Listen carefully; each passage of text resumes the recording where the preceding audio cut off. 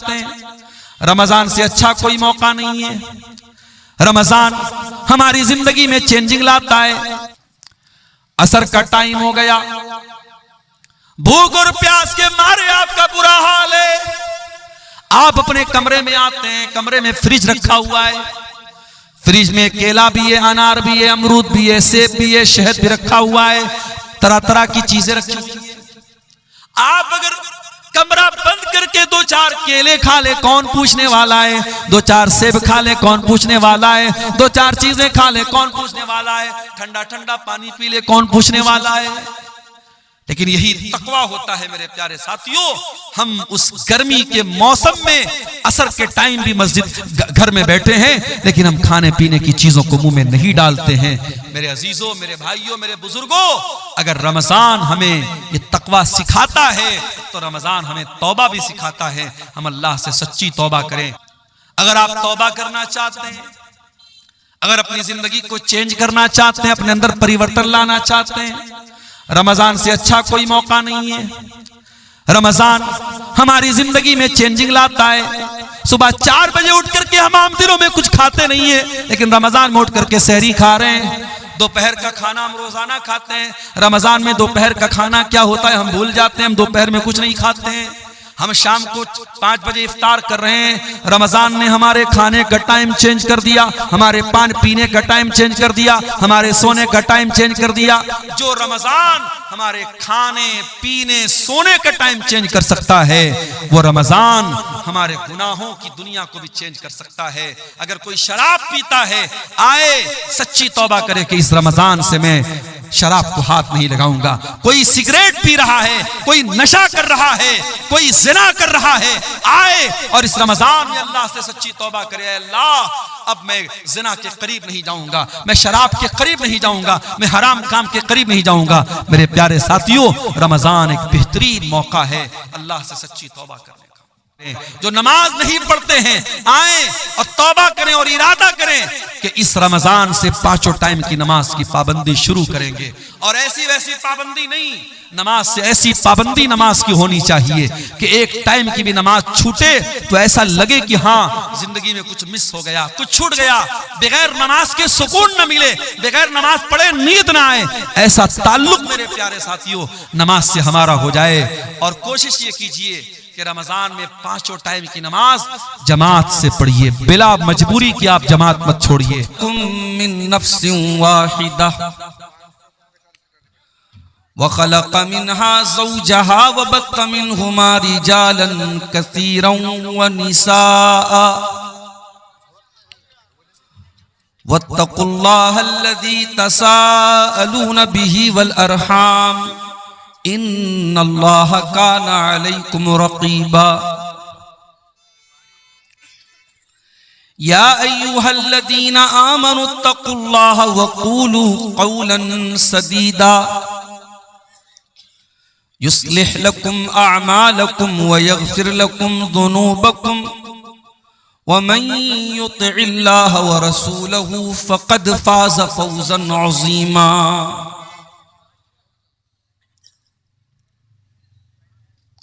अम्मा बादु फ़इन्ना खैरल हदीथ किताबुल्लाह व खैरल हदी हदी मुहम्मदिन सल्लल्लाहु अलैहि वसल्लम व शर्रल उमूरि मुहदसातुहा व कुल्ल मुहदसतिन बिदअह व कुल्ल बिदअतिन दलालह व कुल्ल दलालतिन फिन्नार।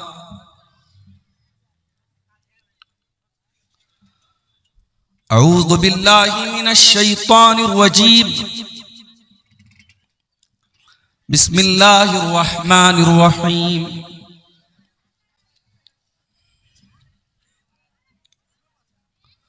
वल्लज़ीना ला यदऊना मअल्लाहि इलाहन आखर वला यक़्तुलूना अन-नफ्सल्लती हर्रमल्लाहु इल्ला बिल-हक़्क़ि वला यज़्नून वमन यफ़अल ज़ालिका यल्क़ा असामा युज़ाअफ़ लहुल अज़ाबु यौमल क़ियामति व यख़्लुद फ़ीही मुहाना। इल्ला मन ताबा व आमन व अमिल अमलन सालिहा फउलाइका युबद्दिलुल्लाहु सय्यिआतिहिम हसनात व कानल्लाहु गफूरर रहीमा। वक़ाल तआला फी मक़ामिन आखर कुल या इबादियल्लज़ीना असरफू अला अनफुसिहिम ला तक़नतू मिर रहमतिल्लाह इन्नल्लाह यग़फिरुज़्ज़ुनूब जमीआ इन्नहु हुवल गफूरुर रहीम।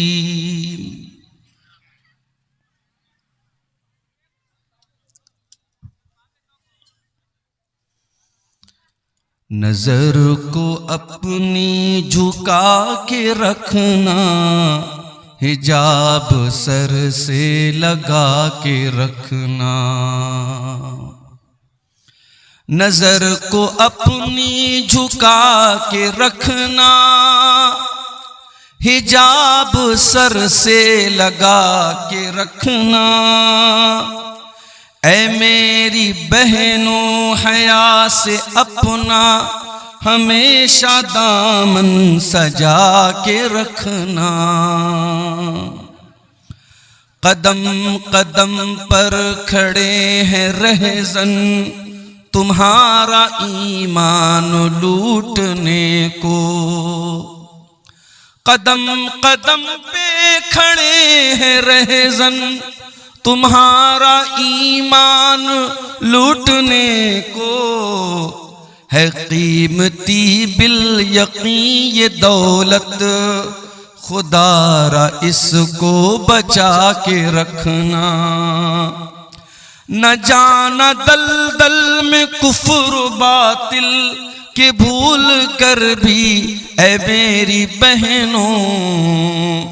न जाना दलदल में कुफ्र बातिल की भूल कर भी ऐ मेरी बहनों।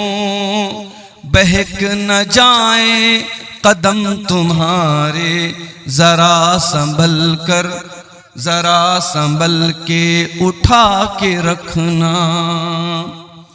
बड़े ही अरमा से पाला तुमको तुम्हारे माँ बाप ने यकीनन। बड़े ही अरमा से पाला तुमको तुम्हारे माँ बाप ने यकीनन। तुम उनकी हर एक आरज़ू को गुलाब जैसे खिला के रखना। तुम उनकी हर एक आरज़ू को गुलाब जैसे खिला के रखना।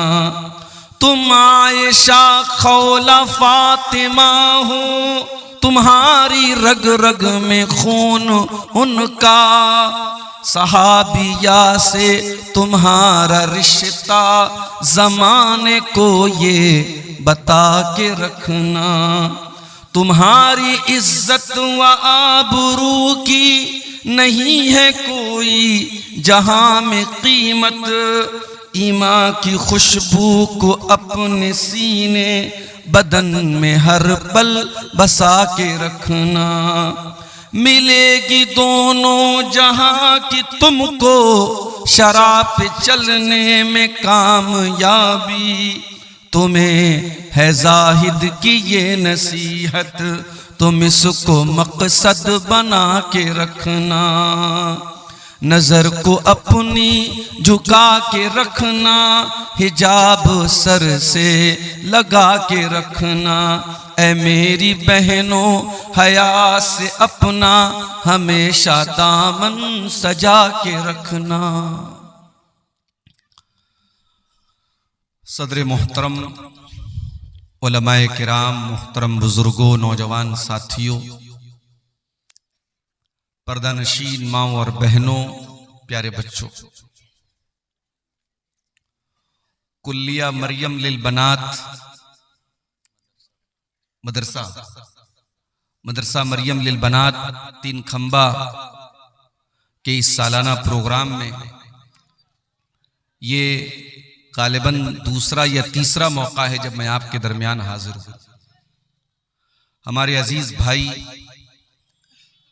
जनाब शेख रहमतुल्लाह साहब बहुत पहले से, तकरीबन 6 महीना पहले से इन्होंने प्रोग्राम की तारीख ली थी और जानबूझकर इन्होंने बिल्कुल रमजान के 1-2 दिन पहले टाइम लिया ताकि कोई रिस्क ना रहे कि शेख छुट्टी नहीं मिली, ये है और वो है। बड़ी अक्लमंदी और चालाकी का इन्होंने सबूत दिया। बहुत सारे प्रोग्रामों में मैं नहीं पहुंच पाता हूं, कुछ मसाइल आ जाते हैं, मगर आज मैं दोपहर ही में सुपौल पहुंचा और तकरीबन असर के टाइम में आपके इस गांव में भी दाखिल हो गया। बहुत कम मुझे वक्त के पहले आपके इलाके में आना नसीब होता है, वरना ज्यादातर भागम भाग ही आना जाना होता है। कार से आता हूं पटना से और प्रोग्राम करके अक्सर फौरन निकलना भी रहता है। बड़ी खूबसूरत ये मजलिस है और मजलिस का ये वकार और सन्नाटा देख करके ऐसा नहीं लग रहा है कि रात के 12:30 बज रहे हैं। और गालिबन इशा के बाद से मुसलसल आप प्रोग्राम सुन रहे हैं और अभी आप मुझसे पहले बंगला जुबान के एक बेहतरीन खतीब शेख इमदादुल हक साहब से आप बंगला जुबान में तकरीर सुन रहे थे और वो मदरसे के लिए आपसे चंदा भी वसूल रहे थे और आप माशाअल्लाह उनके हाथों पे आगे बढ़ के मदरसे का ताउन भी कर रहे थे। मैं आप तमाम भाइयों के हक में, बहनों के हक में जिन्होंने आज इस मदरसे को अपना ताउन दिया है, उन सब के हक में मैं दुआ करता हूँ रब्बुल आलमीन उनके माल में, उनके अहल-व-अयाल में, उनके आमाल में बरकत अता फरमाए। आपके सदक़ात व अतियात को अल्लाह ताला कबूल फरमाए।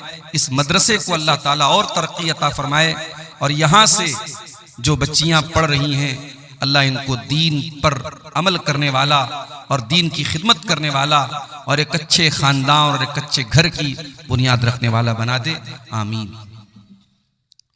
मेरे भाइयों, खुतबे मसनूना के बाद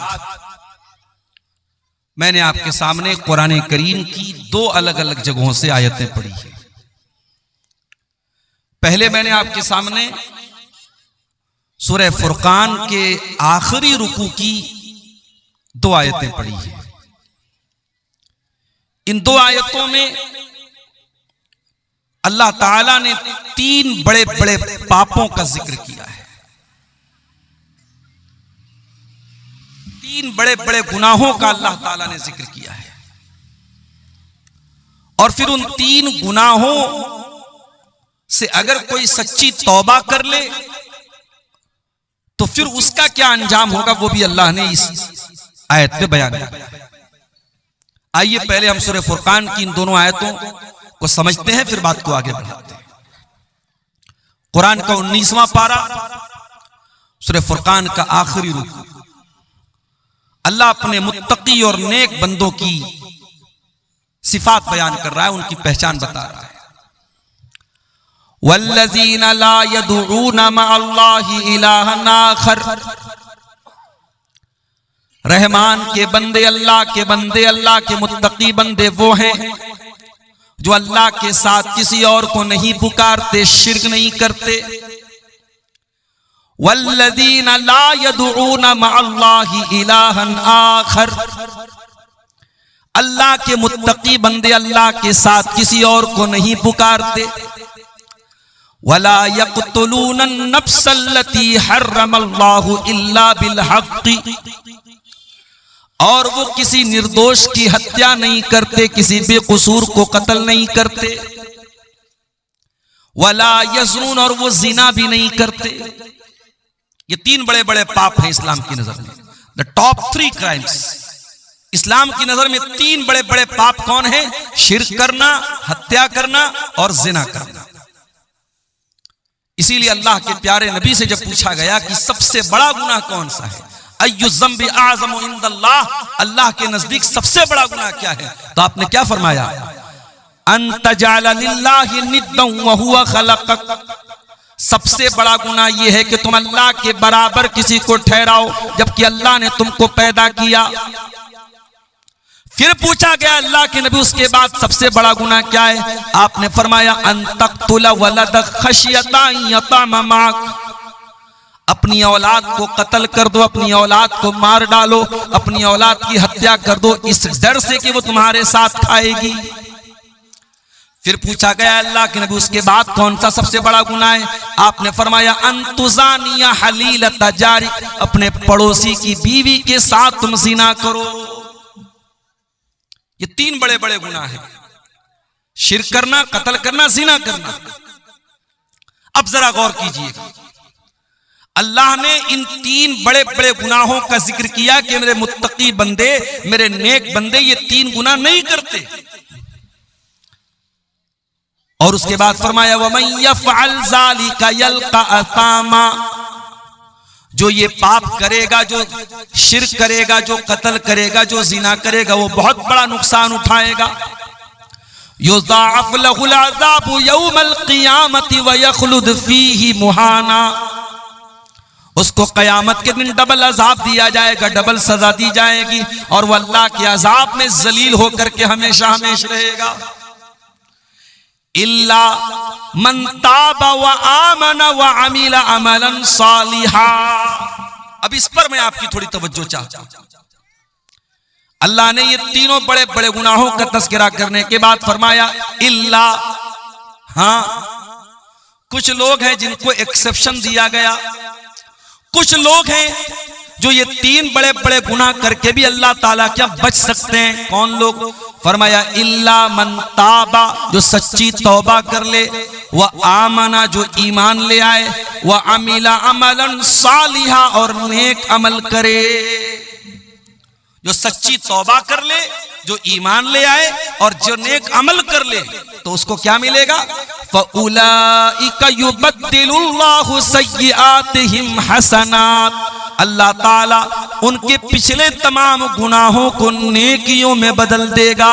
व कानल्लाहु गफूरर रहीमा, और अल्लाह से कोई हिसाब लेने वाला नहीं है, अल्लाह से कोई पूछताछ करने वाला नहीं है, अल्लाह के फैसले पर कोई ऑब्जेक्शन करने वाला नहीं है। अल्लाह तो गफूरुर रहीम है। ये उसकी रहमत देखिए मेरे साथ। आपने अल्लाह को नाराज करने वाले टॉप 3 क्राइम किए हैं, शिर्क किए हैं, ज़िना किए हैं, कत्ल किए हैं। लेकिन अगर आप सच्ची तौबा कर लें, अपने आप को सुधार लें, अपने अमल को बदल लें, तो अल्लाह का क्या वादा है? अल्लाह सिर्फ माफ करने का वादा नहीं कर रहा है, अल्लाह कह रहा है मेरे बंदे तू सच्ची तौबा कर ले, हम तेरे पिछले तमाम गुनाहों को डिलीट कर देंगे, उसे इरेज कर देंगे, उसे मिटा देंगे, और गुनाहों की जगह हम नेकियां लिख देंगे। अल्लाह अकबर।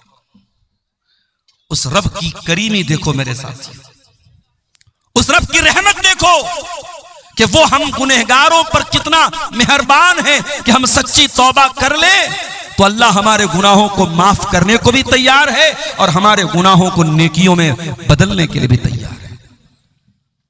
आइए एक और हदीस भी आपको पढ़ के सुनाता हूं।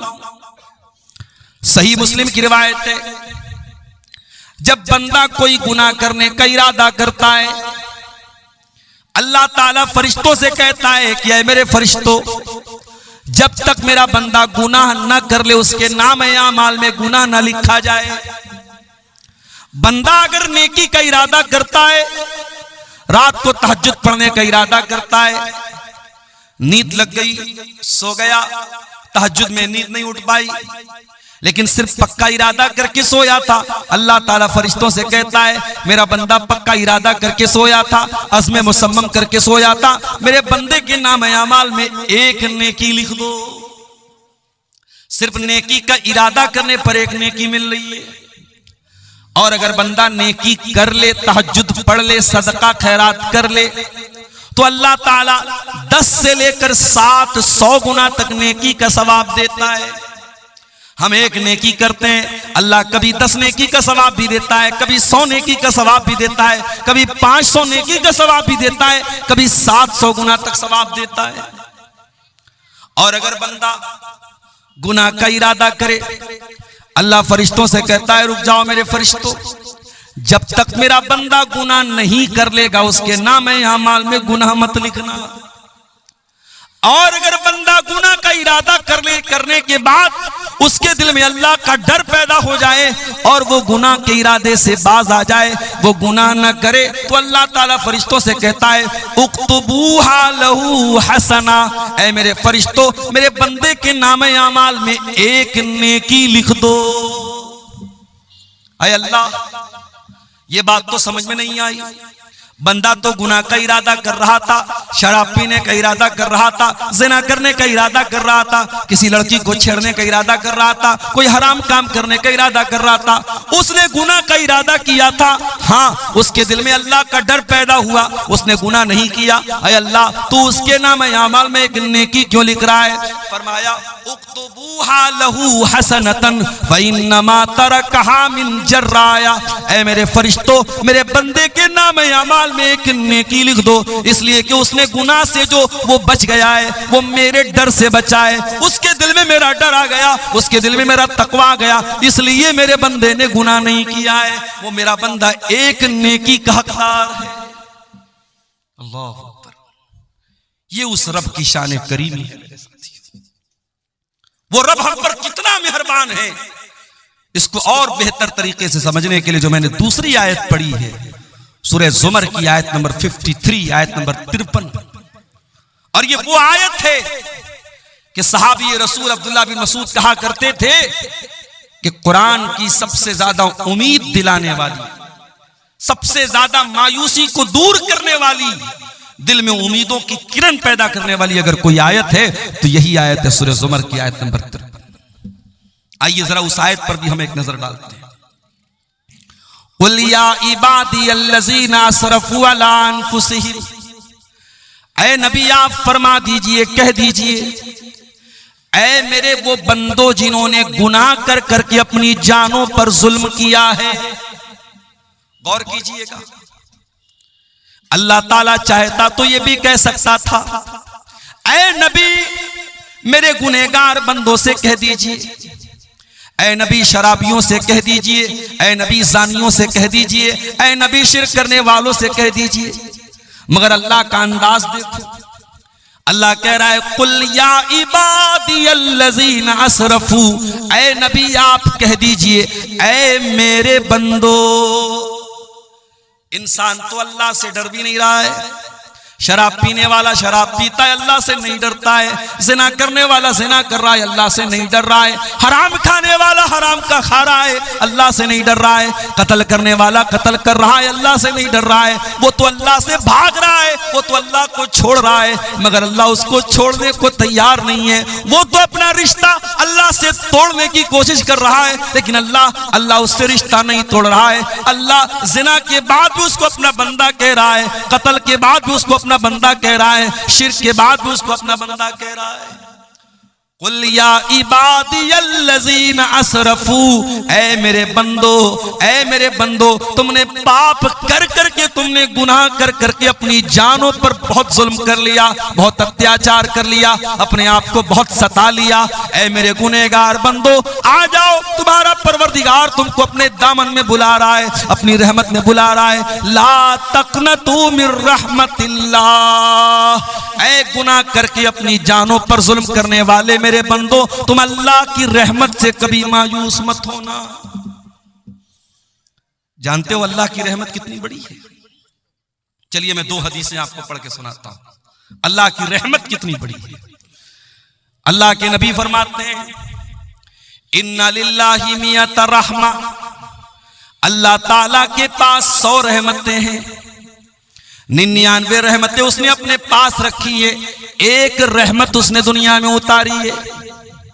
दुनिया में जो माँ को बच्चों से प्यार है, जो दुनिया के बड़े बड़े दरिंदे जंगली जानवर, सांप बिच्छू, ये भी अपने बच्चों पर जो दया दृष्टि करते हैं, जो कृपा करते हैं, जो रहम करते हैं, जो मर्सी उनके दिल में आती है, जो प्यार और मोहब्बत एक माँ के दिल में उमड़ता है, जानवरों के दिल में, इंसानों के दिल में, अल्लाह के नबी ने फरमाया वो एक रहमत जो अल्लाह ताला ने दुनिया में उतारी है, उस एक रहमत की वजह से ये होता है जो माँ के दिल में बच्चा जितना भी नाफरमान हो जाए, माँ कभी बच्चे से रिश्ता नहीं तोड़ती है, माँ कभी बच्चे के को सताती नहीं है, माँ बच्चे से कभी बदला नहीं लेती है। जंगली जानवरों के अंदर भी, जहरीले जानवरों के अंदर भी अपने बच्चों के लिए जो प्यार है, जो प्रेम है, वो अल्लाह की एक रहमत की वजह से है।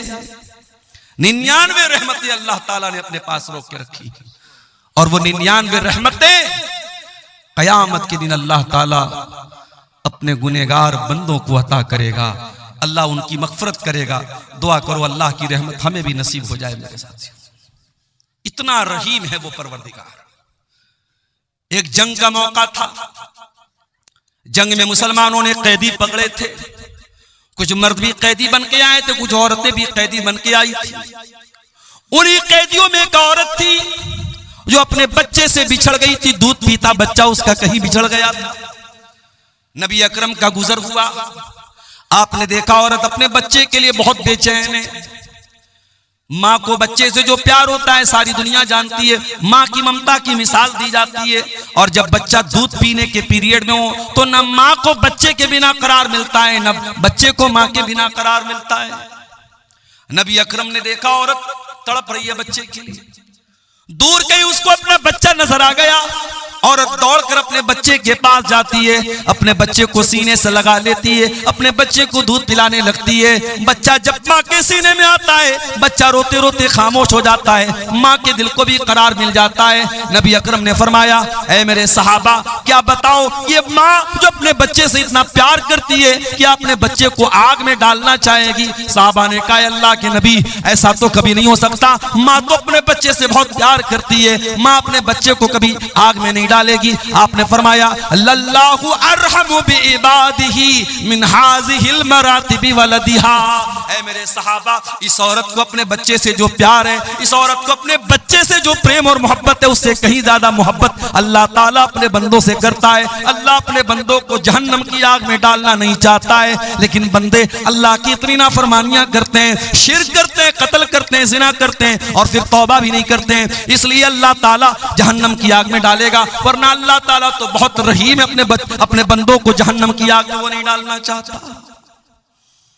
कुरान की आयत सूरह ज़ुमर की आयत नंबर 53 हमें यह बता रही है कि अल्लाह कितना रहीम है मेरे प्यारे साथियों। इसीलिए इस्लाम हमको सिखाता है हम अल्लाह की रहमत से कभी मायूस न हो। इब्राहिम अलैहिस्सलाम के पास फरिश्ते आते हैं और आकर के कहते हैं, इब्राहिम आपको बेटा होने वाला है। उन्होंने कहा, मुझे बेटा होगा? 80 साल की उम्र हो चुकी है, बुढ़ापे में मुझे बेटा होगा? फरिश्तों ने कहा कि हाँ आपको बेटा होगा। और इब्राहिम आप अल्लाह की रहमत से मायूस न हो। इब्राहिम अलैहिस्सलाम ने जवाब दिया, वमन यक़नतु मिन रहमति रब्बिही इल्ला ज़ाल्लून। ऐ फरिश्तों, कैसी बात कर रहे हो? अल्लाह की रहमत से तो वही लोग मायूस होते हैं जो गुमराह होते हैं, जो भटक जाते हैं। ईमान वाला कभी अल्लाह से मायूस नहीं होता है। याकूब अलैहिस्सलाम को देखो। याकूब अलैहिस्सलाम एक बेटा जिसका नाम यूसुफ था, वो बेटा बचपन में भाइयों की साजिश से गायब हो जाता है। फिर दूसरा बेटा, भाई लोग आके कहते हैं कि अब्बाजान आपके बेटे को अजीज मिस्र ने रोक लिया है। हजरत याकूब अलैहिस्सलाम समझ जाते हैं कि ये भी कोई प्लानिंग है। कहते हैं, इज़हबू, ऐ मेरे बच्चों जाओ, फतहस्ससू मिन यूसुफ व अखी, और जा करके यूसुफ को तलाश करो और यूसुफ के भाई को तलाश करो। वला तयअसू मिन रौहिल्लाह, और अल्लाह की रहमत से मायूस मत हो। इन्नहू ला ययअसू मिन रौहिल्लाहि इल्लल कौमुल काफिरून। फरमाया, अल्लाह की रहमत से वही लोग मायूस होते हैं जो काफिर होते हैं। मोमिन कभी अल्लाह की रहमत से मायूस नहीं होता।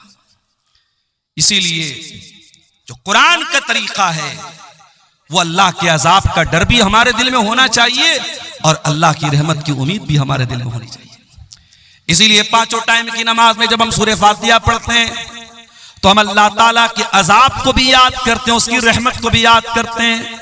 हम कहते हैं, अल्हम्दुलिल्लाहि रब्बिल आलमीन अर्रहमानिर रहीम मालिक यौमिद्दीन। तमाम तारीफें उस अल्लाह के लिए हैं जो सारी कायनात का रब है, जो बहुत मेहरबान है, बहुत रहम वाला है और बदले के दिन का मालिक है। वो डे ऑफ जस्टिस का मालिक है, वो इंसाफ के दिन का मालिक है। वो इंसाफ भी करेगा, वो बंदों को उनके अमाल का बदला भी देगा। हमें अल्लाह के अजाब का डर भी होना चाहिए और उसकी रहमत की उम्मीद भी होनी चाहिए। इसीलिए रहमान रहीम भी कहा गया और मालिकी यौमिद्दीन भी कहा गया।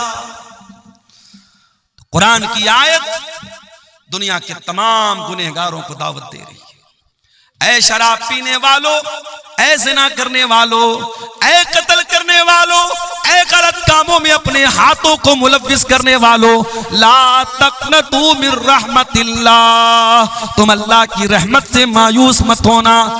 लोग कहते हैं सुबह का भूला शाम को लौट जाए, उसे भूला नहीं कहते, लेकिन दुनिया वाले फिर भी माफ नहीं करते हैं। शराबी अगर सुधर भी जाए तो ताना मारने वाले ताना मार देते हैं, अरे ये तो पहले शराब पिया करता था। कोई बुरा इंसान नेक बन जाए, दुनिया वाले कभी न कभी ताना मार देते हैं, अरे तुम्हारे पहले की जिंदगी क्या हमें मालूम नहीं है, तुम पहले कैसे थे। उसके माजी को याद दिला दिला करके, उसकी पिछली जिंदगी को याद दिला दिला करके लोग ताना मारते हैं।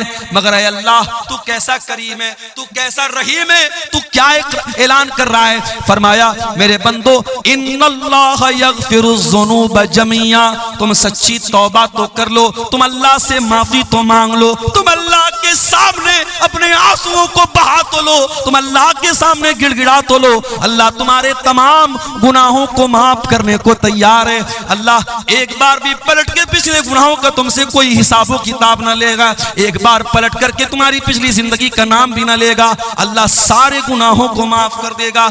इन्नहु हुवल गफूरुर रहीम, अल्लाह बहुत बख्शने वाला, बहुत रहम करने वाला है। कुल या इबादियल्लज़ीना अस्रफू अला अनफुसिहिम, ऐ मेरे बंदो जिन्होंने गुनाह करके अपनी जान पर जुल्म किया है। अच्छा, अल्लाह ने यह क्यों कहा कि गुनाह करके अपनी जान पर जुल्म किया है? इसमें भी एक सबक है। जब हम कोई पाप करते हैं, जब हम कोई गुनाह करते हैं तो दूसरों का नुकसान नहीं करते, हम पहले अपना नुकसान करते हैं। दुनिया का हर गुनहगार, दुनिया का हर पापी, दुनिया का हर गलत काम करने वाला सबसे पहले अपने आप को नुकसान पहुंचाता है। गुनाहों का असर उसकी अपनी जिंदगी पर भी पड़ता है। आज जिना करने वाले क्यों एड्स की बीमारी का शिकार हो रहे हैं, आज शराब पीने वाले क्यों कैंसर के मरीज हो रहे हैं, आज तंबाकू खाने वाले क्यों कैंसर हॉस्पिटलों में भरे पड़े हैं, आज नमाज न पढ़ने वाले क्यों अल्लाह की रहमतों से दूर हैं। मेरे प्यारे साथियों, जब आप गुनाह करेंगे, जब पाप करेंगे, उसका सबसे पहला नुकसान आपको खुद सहना पड़ेगा। हमारे बाप आदम, हमारी माँ हव्वा आराम से जन्नत में रहते थे। अल्लाह ने खुली छूट दी थी, तुम्हें जो खाना है खा लो, जो पीना है पी लो, आराम से जन्नत में रहो। वला तक़रबा हाज़िहि शजरता फतकूना मिनज़्ज़ालिमीन, ऐ आदम, ऐ हव्वा, जन्नत में कुछ भी खा सकते हो, बस एक पेड़ है, उस पेड़ के करीब मत जाना। कौन सा पेड़ था भाई? उसका नाम नहीं बताया गया, और नाम नहीं बताया गया तो हमें जानने की जरूरत भी नहीं। बाज लोग बिला वजह ऐसे सवालात ज्यादा करते हैं जिसका कोई मतलब नहीं। मौलवी साहब, वो कौन सा पेड़ था जो आदम अलैहिस्सलाम को अल्लाह ताला ने खाने से मना किया? आपको क्या करना भैया, खाना है आप, क्यों पूछते? इमाम अबू हनीफा रहमतुल्लाह अलैह के उस्ताद थे इमाम इब्राहिम नखई। उनसे किसी ने पूछा कि इबलीस कुंवारा है या शादीशुदा है, और अगर इबलीस शादीशुदा है तो उस इबलीस की बीवी का नाम क्या है? उन्होंने कहा माफ फरमाइए, मैं इबलीस की शादी में गया नहीं था। अजीबो गरीब सवालात लोग करते हैं। एक आदमी बीड़ी पी रहा है, सिगरेट पी रहा है, और मुझसे आके पूछ रहा है मौलवी साहब, वो हाबिल काबिल में जो झगड़ा हुआ था इस लड़की की वजह से, उस लड़की का नाम क्या था? मैंने कहा आपको रिश्ता भेजना है उसके पास। अजीबो गरीब मसाइल, लोग सवालात के नाम पर भी आज ऐसे सवालात करते हैं कि अल्लाह रहम फरमाए। मेरे प्यारे साथियों, सवाल वो कीजिए उलमा से जो आपके दीन और दुनिया से रिलेटेड हो, इसका कोई मतलब। बस अल्लाह ने मना कर दिया उस पेड़ के करीब मत जाओ, अल्लाह ने नाम नहीं लिया, हमें जानने की जरूरत नहीं। शैतान आया, वही शैतान जो अल्लाह से वादा कर चुका है, सुम्मा लातियन्नहुम मिन बैनि अयदीहिम व मिन खल्फिहिम व अन ऐमानिहिम व अन शमाइलिहिम व ला तजिदु अक्सरहुम शाकिरीन। ऐ अल्लाह, मैं आदम को और आदम की औलाद को कयामत तक बहकाता रहूंगा। ऐ अल्लाह, मैं तेरे बंदों को कयामत तक बहकाता रहूंगा। कभी आगे से बहकाऊंगा, कभी पीछे से बहकाऊंगा, कभी दाहिनी तरफ से बहकाऊंगा, कभी बाएं तरफ से बहकाऊंगा। वला तजिदु अक्सरहुम शाकिरीन। और अल्लाह, मैं वादा करता हूं तेरे ज्यादातर बंदों को तेरा नाशुक्रा बना दूंगा। तेरे बंदों की मेजॉरिटी, तेरे बंदों की ज्यादातर संख्या तेरी नाफरमान हो जाएगी, तेरे साथ शिर्क करेगी, तेरी धरती पर पाप करेगी, तेरी नाफरमानी करेगी। शैतान तो वादा कर चुका था और शैतान को अल्लाह ने यह अथॉरिटी दे दी थी कि ठीक है, तू आदम को और आदम की औलाद को तू बहकाने की कोशिश कर सकता है।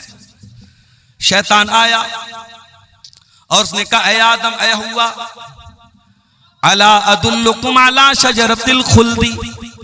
ऐ आदम, ये पेड़ जिसके करीब जाने से अल्लाह ने मना किया है, ये पेड़ कोई मामूली पेड़ नहीं है, ये अमृत का पेड़ है, ये हमेशा हमेश तुम्हें जिंदगी देगा। इस पेड़ का फल तुम खा लोगे तो हमेशा हमेश रहोगे। अच्छा, एक बात ये पता चली कि इंसान की जो नेचुरल ख्वाहिश होती है कि उम्र लंबी मिल जाए, ये इंसान की जो नेचुरल ख्वाहिश है, ये आदम अलैहिस्सलाम के अंदर भी थी।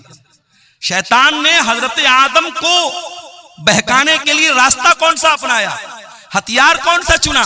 कहा कि ऐ आदम, ये पेड़ ऐसा है, अमृत का पेड़ है, इसको खा लोगे कभी मौत नहीं आएगी। तो लंबी जिंदगी की जो तलब होती है वो आदम के अंदर भी थी। कहा, ऐ आदम, इस पेड़ को खा लो, तुम हमेशा हमेश रहोगे। लेकिन शैतान को यह भी पता था आदम इतनी जल्दी मेरी बात नहीं मानेंगे। वकासमहुमा इन्नी लकुमा लमिनन नासिहीन। शैतान ने कसम खा के कहा, ऐ आदम, मैं अल्लाह की कसम खा के कहता हूं, मैं तुम्हारी खैर खाही चाहता हूं। पता ये चला अल्लाह वालों को अल्लाह के नाम पे आसानी से बेवकूफ बनाया जा सकता है। जो अल्लाह को मानने वाला हो उसके सामने अल्लाह की कसम खा लो, वो बात मान लेगा, वो इकरार कर लेगा। शैतान ने अल्लाह की कसम खा के कहा, ऐ आदम, ऐ हव्वा, मैं तुम्हारा बहुत बड़ा खैर का हूं, बहुत बड़ा तुम्हारा भलाई चाहने वाला हूं। कुरान कहता है, फदल्लाहुमा बिगुरूर। शैतान ने हमारे बाप आदम को, हमारी माँ हव्वा को अपने शीशे में उतार लिया, उनसे वो पाप करवा दिया, उनसे वो गलती हो गई और उन्होंने वो पेड़ का फल खा लिया। फलम्मा ज़ाक़ा शजरा, और जब दोनों ने उस पेड़ को सिर्फ चख लिया, खाया भी नहीं था, सिर्फ चखा था। हाय हाय, खाया भी नहीं, अल्लाह ने अकला नहीं कहा, अल्लाह ने जाका कहा, यानी आदम और हव्वा ने बस उस पेड़ को जरा सा टेस्ट किया था। अरे खाया होता तो क्या असर होता, सिर्फ टेस्ट किया था, सिर्फ जरा सा मुंह में डाला था। फलम्मा ज़ाक़ा शजरत बदत लहुमा सौआतुहुमा, जैसे ही उस पेड़ के फल को उन्होंने स्वाद ले लिया, उसका टेस्ट ले लिया, उसको मुंह में डाल लिया, दोनों की शर्मगाहें खुल गईं, दोनों के बदन के कपड़े उतर गए। अल्लाह की नाफरमानी की पहली सजा क्या मिली? नंगे हो गए। जन्नत में रेशम के कपड़े पहनते थे, बेहतरीन कपड़े पहनते थे, आदम का कपड़ा भी उतर गया, हव्वा का कपड़ा भी उतर गया।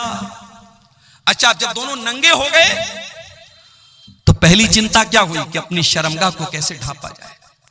कुरान कहता है, बदत लहुमा सौआतुहुमा व तफिका यक्सिफानी अलैहिमा मिन वरक़िल जन्ना। और आदम और हव्वा दोनों जन्नत के पत्तों से अपनी शर्मगाह को ढांपने लगे। उन्हें नंगा रहना पसंद नहीं था, उन्हें शर्मगाह का खुला रहना पसंद नहीं था। आज कितने बदतमीज लोग हैं, कितने बेगैरत लोग हैं, नंगे रहने को और शर्मगाह को दिखाने को वो बहुत बड़ी तरक्की समझते हैं। आज कितनी लड़कियां हैं, कितनी औरतें हैं जो अपने जिस्म की नुमाइश करके इंस्टाग्राम पर पैसे कमा रही हैं। कितने बेगैरत शौहर हैं जो अपनी बीवी के जिस्म की नुमाइश करके पैसे कमा रहे हैं। वो लोगों, ये नंगा रहना, ये नंगापन, ये न्यूडिटी, ये वल्गैरिटी, ये उरियानियत, ये बेहुदापन, ये आदम का तरीका नहीं है, ये हव्वा का तरीका नहीं है। आदम का तरीका तो अपने आप को कवर करना है, अपने आप को छुपाना है। जो हकीकत में आदम की औलाद है, जो आदमी कहलाने के लायक है, जो इंसान कहलाने के लायक है, वो कभी भी वल्गैरिटी को पसंद नहीं करेगा, वो न्यूडिटी को पसंद नहीं करेगा, वो नंगेपन को पसंद नहीं करेगा। नंगापन ये इंसानियत के खिलाफ है, ये ह्यूमैनिटी के खिलाफ है, ये आदम और हव्वा के तरीके के खिलाफ है। दोनों जल्दी से अपनी शर्मगाह को कवर करने लगे, ढांपने लगे। दोनों को एहसास हुआ हमने बहुत बड़ी गलती कर दी, हमने अल्लाह की नाफरमानी कर दी, हमारे बदन का कपड़ा भी उतर चुका है। दोनों ने अल्लाह की बारगाह में हाथ उठाया और क्या दुआ की, जरा दुआ के अल्फाज पे गौर करो।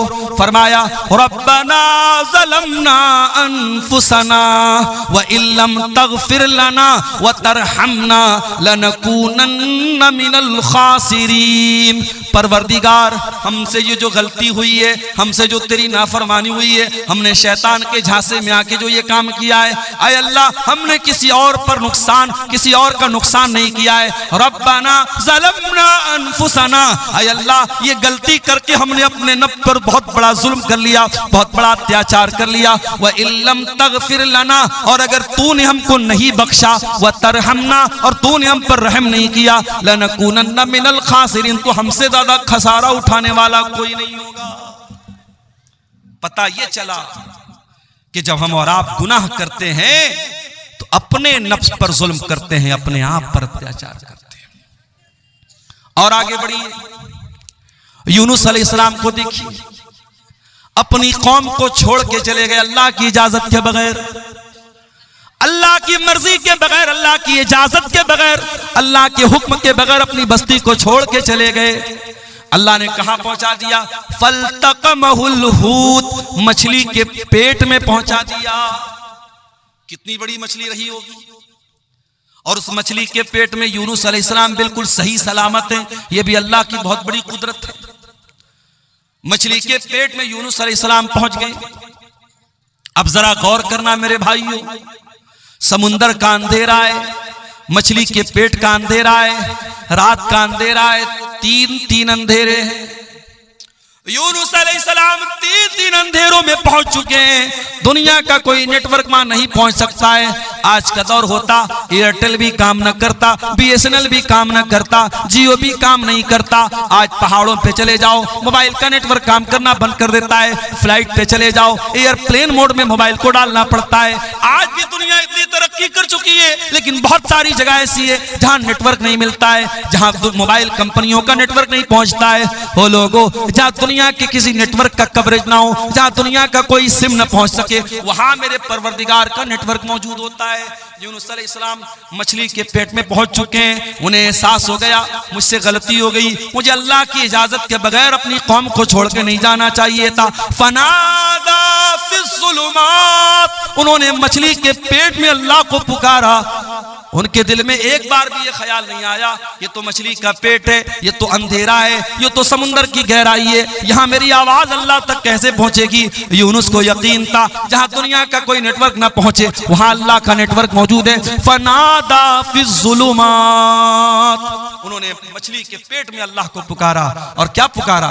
ला इलाहा इल्ला अंत सुब्हानका इन्नी कुन्तु मिनज़्ज़ालिमीन। ऐ अल्लाह, तेरे सिवा मेरा कोई माबूद नहीं, तेरे सिवा मेरा कोई सहारा नहीं। सुब्हानका, तू पाक है।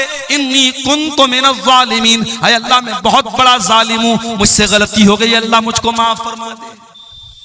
हो लोगो, दुआ मांगने की तमीज सीखो, दुआ मांगने का तरीका सीखो। आगे रमजान आ रहा है, रमजान दुआओं का महीना है। जब रोजा रख के तुम अल्लाह से दुआ करोगे, अल्लाह जरूर तुम्हारी दुआ को सुनेगा।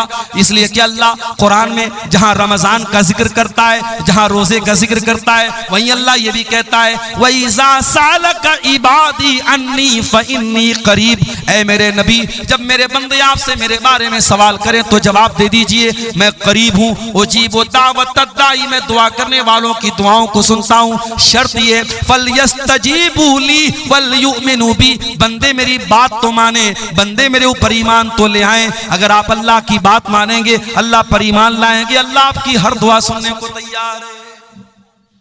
हमें दुआ मांगने का तरीका ही नहीं आता मेरे साथी। यूनुस ने अल्लाह से कितनी प्यारी दुआ मांगी। इसीलिए अल्लाह के नबी फरमाते हैं दावतो ज़िन्नून, मछली वाले नबी की दुआ, जब मुसलमान किसी मुसीबत में पड़ता है तो अल्लाह ताला जरूर उसकी मुसीबत को दूर करेगा। ये बहुत प्यारी दुआ है, ला इलाहा इल्ला अंता सुब्हानका इन्नी कुन्तु मिनज़ ज़ालिमीन। ऐ अल्लाह तेरे सिवा मेरा कोई माबूद नहीं है, तू पाक है, मैं जालिम हूँ। जरा इस दुआ के अंदर भी गौर करो, बंदा अपने आप को जालिम कह रहा है। इसका मतलब ये हुआ कि जब भी हम कोई गुनाह करते हैं तो पहले अपना नुकसान करते हैं। और ये बात याद रखो मेरे साथ, आपके गुनाहों की सजा आपके बच्चे भी भुगत रहे हैं, हमारे गुनाहों की सजा हमारा परिवार भी भुगतता है।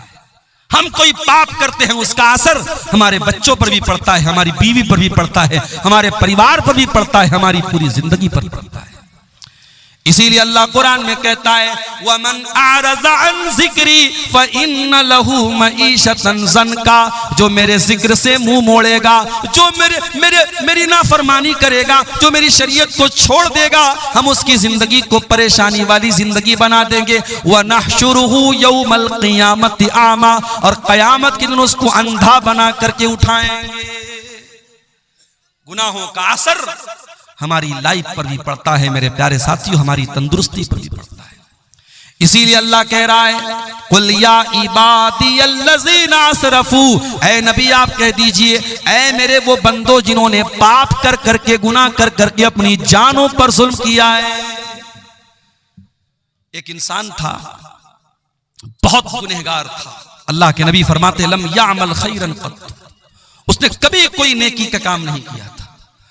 मरने का टाइम आया, सारे बच्चों को बुलाया, ऐ मेरे बच्चों, मैं बहुत बड़ा गुनहगार हूं, मैंने दुनिया में कभी कोई नेकी का काम नहीं किया है।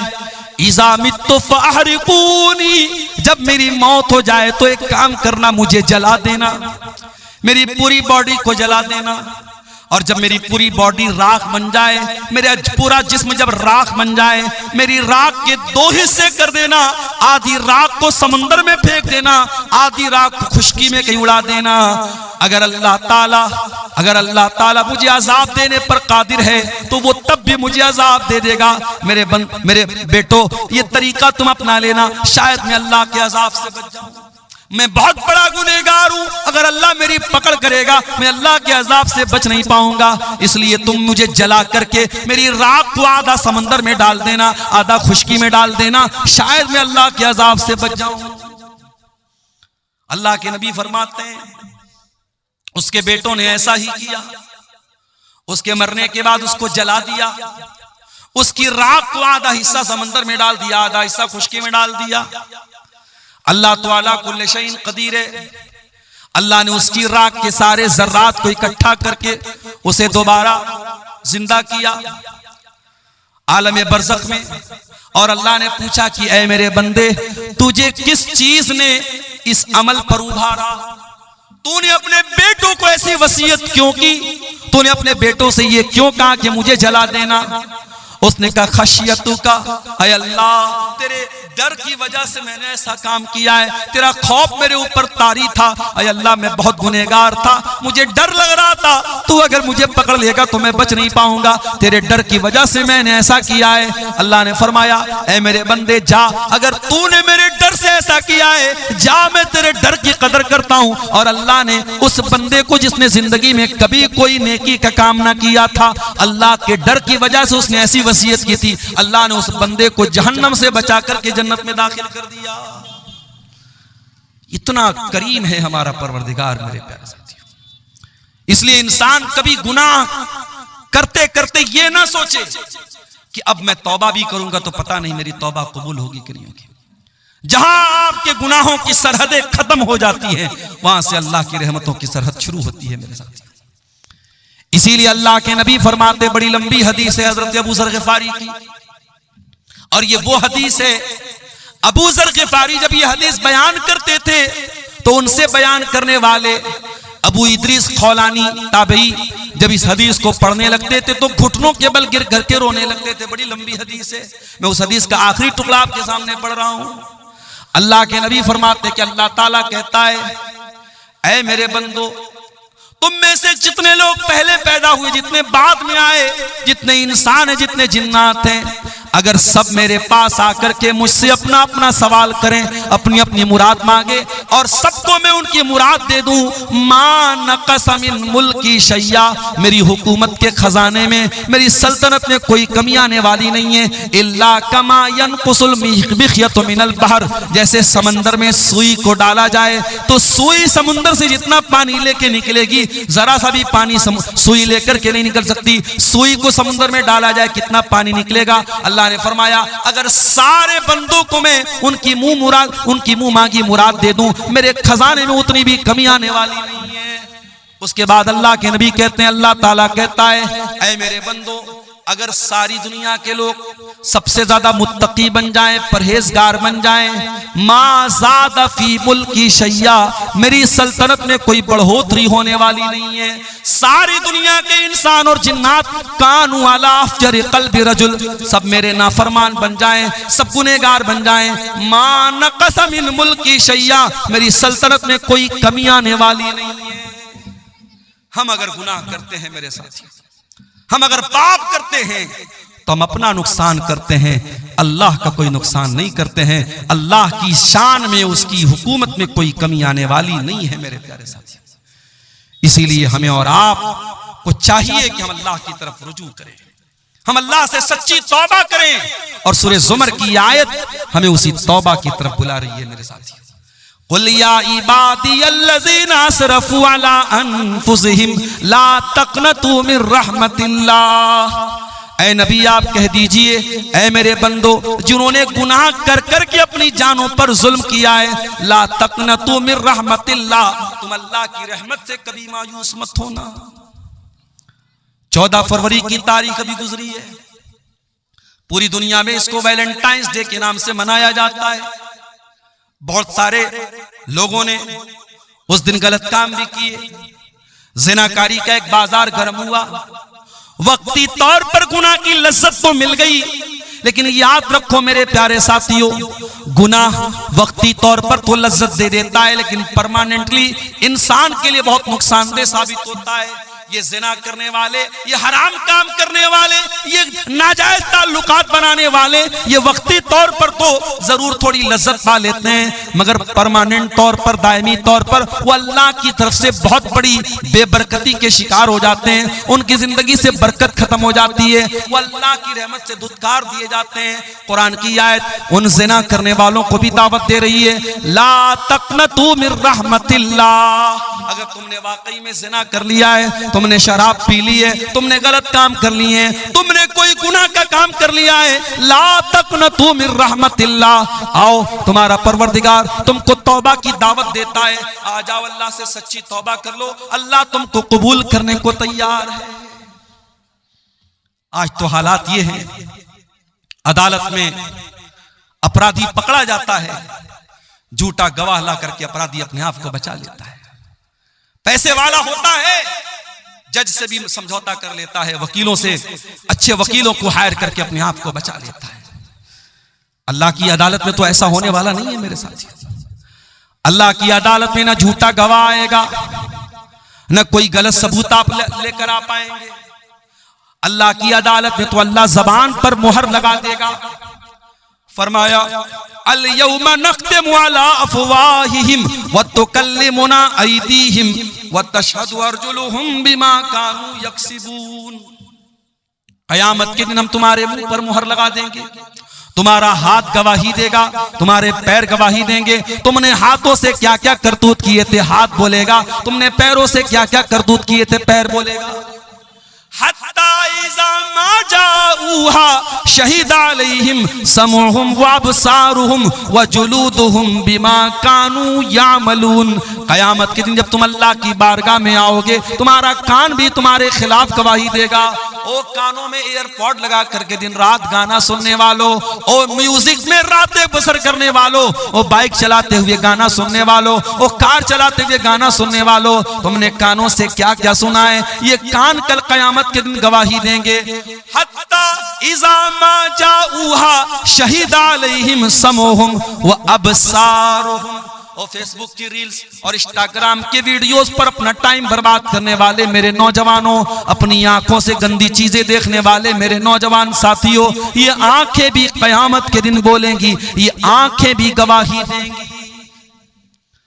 और एक बात मैं बोलना चाहूंगा मेरे साथियों, क्योंकि रमजान अब सिर्फ 2 दिन की दूरी पर हमसे, हो सके तो 1 महीना के लिए ये रील्स की दुनिया से अपने आप को बाहर निकालता। ये रील्स कोई मामूली चीज नहीं है, ये रील्स गंदी फिल्मों से बड़ा किरदार अदा कर रही हैं, हमारे बच्चों को बर्बाद कर रही हैं, हमारी लड़कियों को बर्बाद कर रही हैं। इन रील्स को मेरे भाइयों रमजान की रातों को बर्बाद करने का जरिया मत बनाना, रमजान के दिनों को बर्बाद करने का जरिया मत बनाना। नेकी का मौसम आ रहा है, नेकी का महीना आ रहा है, हो सके तो कम से कम 1 महीना फेसबुक और इंस्टाग्राम को छोड़ देना, रील्स को छोड़ देना।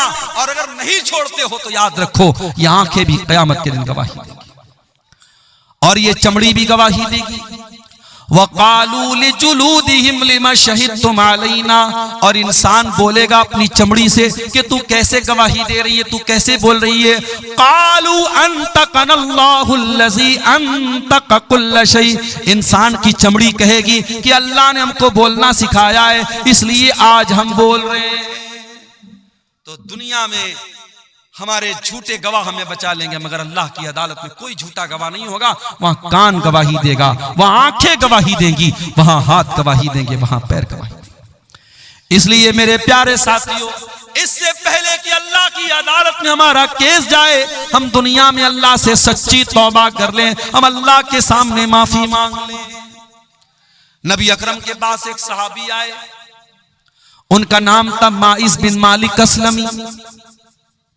उन्होंने अल्लाह के नबी के पास आके कहा, अय अल्लाह के नबी, इन्नी असब्तु ज़िना, मैंने ज़िना कर लिया है, मैं शादीशुदा इंसान हूं, मुझसे ज़िना हो गया है, मुझे मालूम है शादीशुदा की इस्लाम में ज़िना करने की क्या सजा है। अय अल्लाह के नबी, मैं आखिरत में ज़िना की सजा नहीं पाना चाहता हूँ, मुझे दुनिया में सजा दे दीजिए, मुझे पत्थरों से मार मार के खत्म कर दीजिए, मुझे रज्म कर दीजिए, मैं दुनिया की सजा झेलने को तैयार हूँ, मैं आखिरत में ये सजा नहीं झेलना चाहता हूँ। नबी अकरम ने अपने सहाबा से कहा, जरा पता लगाओ इन्होंने शराब तो नहीं पी है। सहाबा ने मुंह सूंघा, अय अल्लाह के नबी शराब के नशे में नहीं है। फिर आपने पता लगाओ इनका दिमाग तो नहीं खराब हो गया है, इनको पागलपन का दौरा तो नहीं आ रहा है। सहाबा ने तहकीक करके बताया, अय अल्लाह के नबी दिमाग भी बिल्कुल ठीक ठाक है। आपने फरमाया अच्छा जाओ बाद में आना। नबी ने एक मौका और दे दिया। कुछ दिनों के बाद माइस बिन मालिक अस्लमी फिर आते हैं, अय अल्लाह के नबी मुझे ज़िना की सजा दे दीजिए, मैंने बहुत बड़ा पाप कर लिया है। आपने फरमाया जमीन में गड्ढा खोदो। गड्ढा खोदा गया, माइस का आधा धड़ गड्ढे में डाला गया, आधा धड़ बाहर रखा गया और पत्थरों से मार मार के माइस बिन मालिक अस्लमी को कत्ल किया गया। उनको ज़िना की सजा दी गई, उनको रज्म किया गया, उनको मार दिया गया। जब माइस को यह सजा दी गई, आपने उनके मरने के बाद कहा इनको दफनाया जाए, मैं इनका जनाजा पढ़ाऊंगा। हजरत उमर फारूक ने कहा अल्लाह के नबी कैसी बात कर रहे हैं, एक जानी का जनाजा आप पढ़ाएंगे, एक ज़िना करने वाले के जनाजे की नमाज आप पढ़ाएंगे।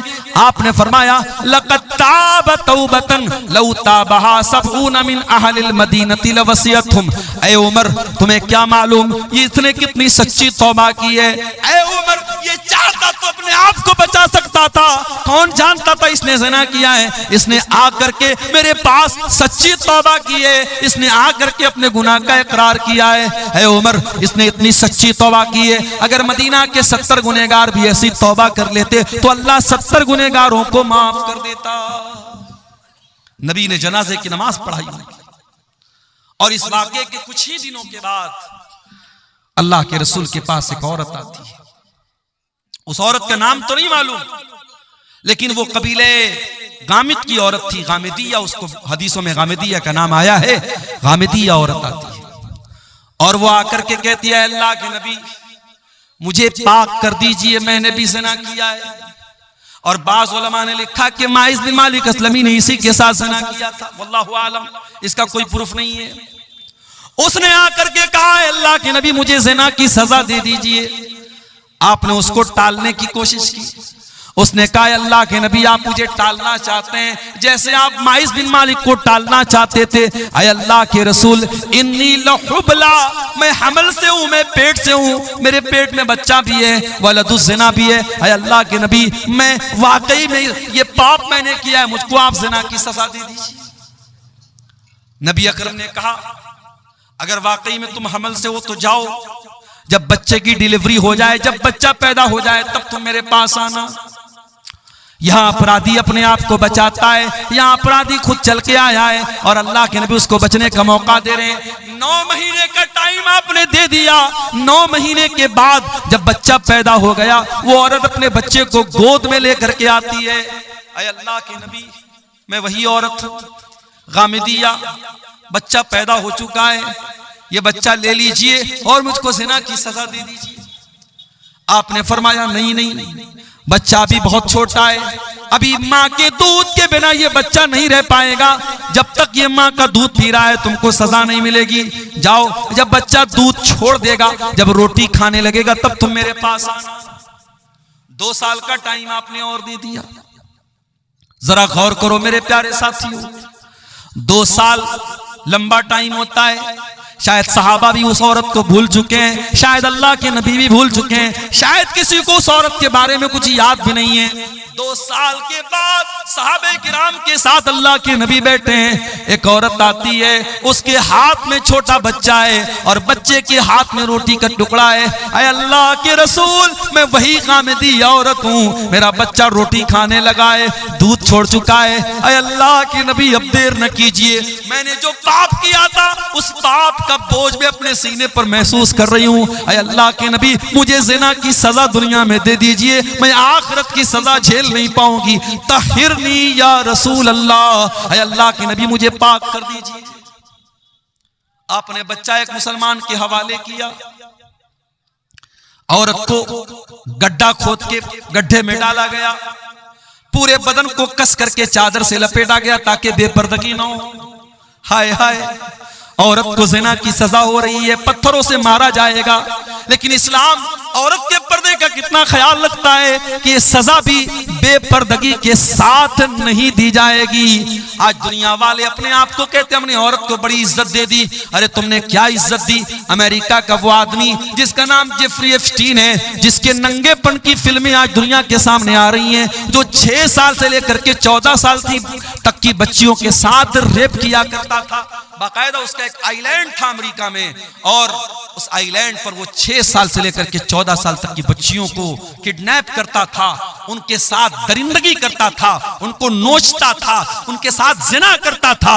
और यही नहीं, एप्स्टीन फाइल में यहां तक मौजूद है कि वो दरिंदा बच्चियों को कत्ल करके उनका गोश्त खाया करता था। ये दरिंदे ये आज इंसानियत की बात करते हैं, ये हैवान ये आज औरत की आजादी की बात करते हैं। अरे औरत को इज्जत अगर किसी ने दी है तो मजहब इस्लाम ने दी है, औरत को सम्मान किसी ने दिया है तो मजहब इस्लाम ने दिया है। औरत को सजा मिल रही है ज़िना की, मगर इस्लाम उस सिचुएशन में भी बेपर्दगी की तालीम नहीं देता है। नबी ने कहा उस औरत के पूरे बदन को कपड़े से कस करके बांधा जाए ताकि उसकी बेपर्दगी ना हो, उसके जिस्म की नुमाइश ना हो। पत्थरों से मारा जाने लगा, औरत का कपड़ा खून से लथपथ हो गया। थोड़ी देर के बाद उस औरत का इंतकाल हो गया। जब उसके ऊपर पत्थर मारा जा रहा था, उसके खून के कुछ छींटे हजरत खालिद बिन वलीद के कपड़े पर पड़ गए। खालिद बिन वलीद का सफेद कपड़ा, उस पर उस औरत के खून के छींटे पड़ गए। खालिद बिन वलीद की जबान से कुछ नाज़ेबा कलमात निकल गए, कुछ गलत चीजें निकल गई। पता नहीं कैसी गंदी औरत का खून मेरे कपड़े पर पड़ गया, इस तरीके का कोई जुमला उनके जुबान से निकल गया। नबी ने फरमाया महलन या खालिद, ऐ खालिद खबरदार, अपनी जबान को लगाम दो। लक़द ताबत तौबतन लौ ताबहा साहिब मुहसिन लगफ़िर लहू। ऐ खालिद, इस औरत ने इतनी सच्ची तौबा की है, अगर कोई डाकू, कोई डाका डालने वाला भी अगर तौबा करता तो अल्लाह ताला उसकी तौबा को कबूल कर लेता। मेरे प्यारे साथियों, उसके बाद अल्लाह के नबी ने उस औरत की भी जनाजे की नमाज पढ़ाई है। इसको तौबा कहते हैं। मेरे प्यारे साथियों, जब गुनहगार अपने गुनाहों के एहसास के बोझ के तले दब जाए और अल्लाह से अपनी गुनाहों की माफी मांगे, इसको तौबा कहते हैं। तौबा कोई खिलवाड़ नहीं है मेरे प्यारे साथियों, तौबा कोई मजाक नहीं है। जब तक इंसान को अपने गुनाहों का एहसास न हो, जब तक अपने गुनाहों की जिंदगी पर शर्मिंदगी न हो, नदामत न हो, जब तक उसकी आंखों से नदामत के आंसू न बहते हो, तब तक तौबा का कोई मतलब नहीं। और यह भी याद रखो मेरे प्यारे साथियों, अगर इंसान ने कोई ऐसा गुनाह किया है जिसका ताल्लुक हुकूकुल इबाद से है, किसी की जमीन हत्या ली, किसी का माल हड़प लिया, किसी के साथ चीटिंग कर ली, बेईमानी कर ली, फ्रॉड कर लिया, किसी की जमीन पर नाजायज कब्जा कर लिया, किसी के मकान पर तजावुज कर लिया, तो ये वो गुनाह है जो सिर्फ तौबा करने से माफ नहीं होगा, जो सिर्फ अल्लाह के सामने रोने से माफ नहीं होगा। अगर आपने हुकूकुल इबाद पे डाका डाला है, अगर आपने किसी का हक मारा है, तो वो हक आपको देना पड़ेगा। दुनिया में पैसे के बदले आप पैसा देते हैं। ये नेपाल बॉर्डर का इलाका है, मैंने देखा चंदे में नेपाल का भी कुछ पैसा नजर आ रहा है। बॉर्डर के इलाकों में नेपाल का पैसा भी चल रहा है, इंडिया का पैसा उस पार चल रहा है, उधर का पैसा इस पार चल रहा है बॉर्डर के इलाके में। लेकिन आप इंडिया का पैसा सऊदी अरब में लेके जाएं, नहीं चलेगा, वहां रियाल चलेगा।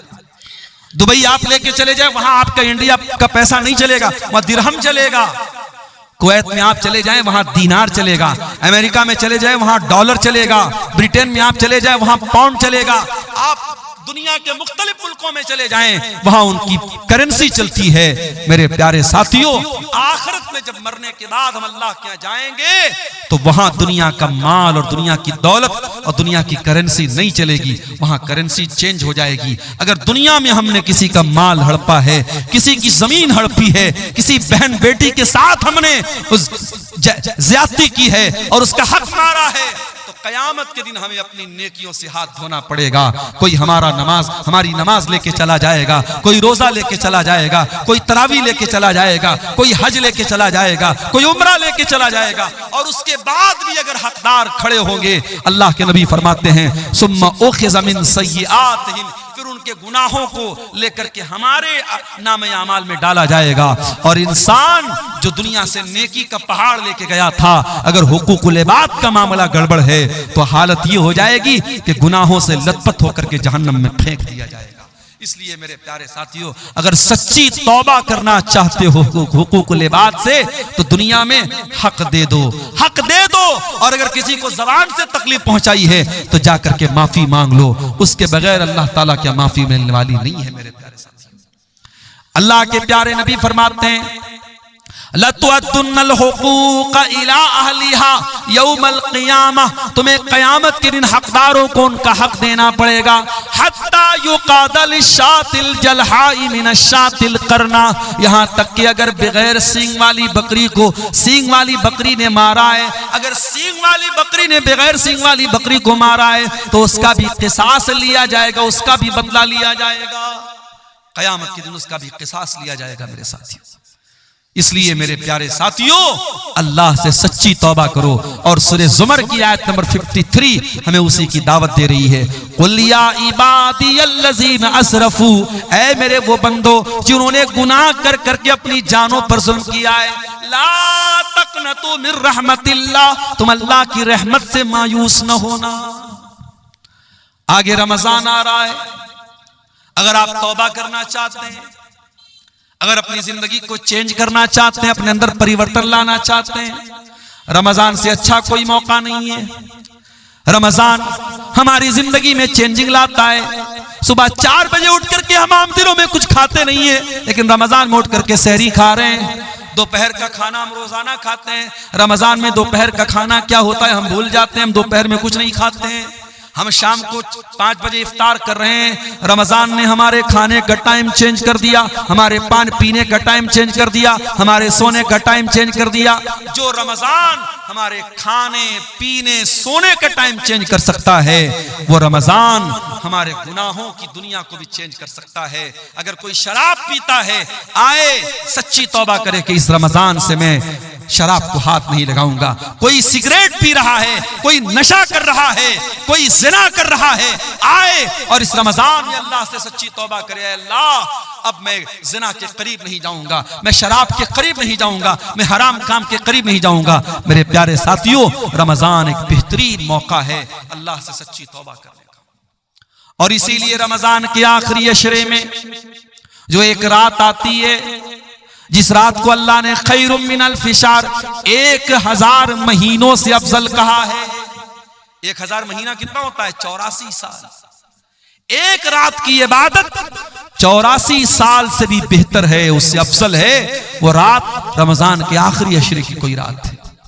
हजरत आयशा ने पूछा, अय अल्लाह के नबी, अरअयत इन अलिमतु अय्य लैलतिन लैलतुल कद्र, अय अल्लाह के नबी अगर मुझे पता चल जाए कि कौन सी रात कद्र की रात है, अगर मुझे मालूम हो जाए कि कौन सी रात शब कद्र है, मैं उसमें क्या पढ़ूंगी? आपने फरमाया, अय आयशा तुम ये दुआ पढ़ा करो, अल्लाहुम्मा इन्नका अफ़ुव्वुन तुहिब्बुल अफ़्वा फ़अफ़ु अन्नी, अय अल्लाह तू माफ करने वाला है, तू माफी को पसंद करता है, मुझको भी माफ कर दे। कितनी प्यारी दुआ है। रमजान के आखिरी अशरे में, ताक रातों में है, हम अल्लाह से ये दुआ कर रहे हैं। हम अल्लाह से कारोबार नहीं मांग रहे हैं, जायदाद नहीं मांग रहे हैं, खेत खलिहान नहीं मांग रहे हैं, बच्चों की तंदुरुस्ती नहीं मांग रहे हैं, बीवी की सेहत नहीं मांग रहे हैं। हम क्या मांग रहे हैं? अल्लाहुम्मा इन्नका अफ़ुव्वुन तुहिब्बुल अफ़्वा, अय अल्लाह तू माफ करने वाला है और तू माफी को पसंद करता है। अय अल्लाह तू कुरान में बार बार कहता है, व इन ताफू व तस्फहू, अय मेरे बंदो तुम माफ कर दो ज्यादा बेहतर है। तुम बदला ले सकते हो, तुम इंतकाम ले सकते हो, मगर माफ कर दो तो ज्यादा बेहतर है। अय अल्लाह तू कुरान में बार बार ये ऐलान करता है, मेरे बंदो माफ कर दिया करो, मेरे बंदो दरगुजर कर दिया करो। अय अल्लाह इन्नका अफ़ू, तू माफ करने वाला है, तुहिब्बुल अफ़्वा, माफी को पसंद करता है, फ़अफ़ु अन्नी, अय अल्लाह मैं भी तेरा पापी बंदा हूँ, मैं गुनाहों की गठरी लेके आया हूँ, मैं गुनाहों की पोटली लेके आया हूँ। अय अल्लाह रमजान की ताक रातों में तेरी बारगाह में हाथ उठा के दुआ कर रहा हूँ, अय अल्लाह तू मेरे पापों को माफ कर दे, मुझे दरगुजर कर दे। ये दुआ भी मेरे प्यारे साथियों हमें सिखा रही है कि रमजान का बहुत अहम काम क्या है, हम तौबा करें। और बड़े बदनसीब हैं वो लोग जो रमजान में 14 घंटे भूखे रहते हैं, प्यासे रहते हैं, बीवी के पास नहीं जाते हैं, हलाल चीजों को अल्लाह के हुक्म पर छोड़ देते हैं, लेकिन हराम छोड़ने को तैयार नहीं है। अगर आप 14 घंटे हलाल छोड़ सकते हैं अल्लाह के हुक्म पर, तो हराम क्यों नहीं छोड़ सकते? यही तो ट्रेनिंग दे रहा है रमजान, यही तो ट्रेनिंग दे रहा है रोजा, कि अगर आप फजर से लेकर के मगरिब तक खाना हलाल है, पानी हलाल है, बीवी हलाल है, अगर आप हलाल चीजों को छोड़ सकते हैं तो ऐ शराब पीने वाले तू शराब क्यों नहीं छोड़ सकता? ऐ जिना करने वाले तू जिना क्यों नहीं छोड़ सकता? ऐ हराम रिलेशनशिप में अपनी जिंदगी बर्बाद करने वाले, अपने बीवी को धोखा देने वाले शौहर, अपने शौहर को धोखा देने वाली बीवी, तू क्यों नहीं हराम रिश्ते से तू तौबा कर सकती है?